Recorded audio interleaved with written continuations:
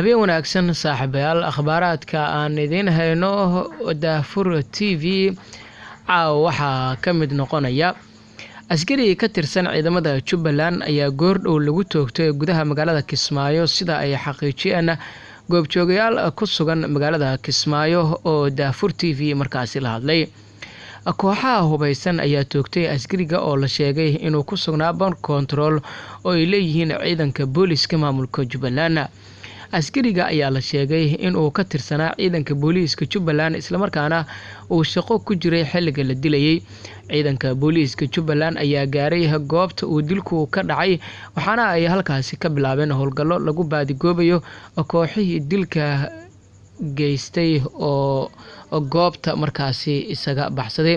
welina wax warbixin ah kama soo saarin maamulka Jubbaland dilka markaasi askarigaas loo geystay, balse barnaamijyadeena iyo wararkeena dambe ayaad ku daawan doontaan dhageystayaal daawadayaal haddii wax warbixin markaasi ay ka soo baxaan laamaha ammaanka ee maamul goboleedka Jubbaland oo ku aadan dilka caawa askariga halkaasi loo geystay. warkii saaxiibayaal aad kala socoteen Daafur TV ee magaalada Muqdisho waa naga inta Maxamuud Sheekh Muuse ayaa idin soo saaray halkan idin kala socodsiinay. nabadgelyo.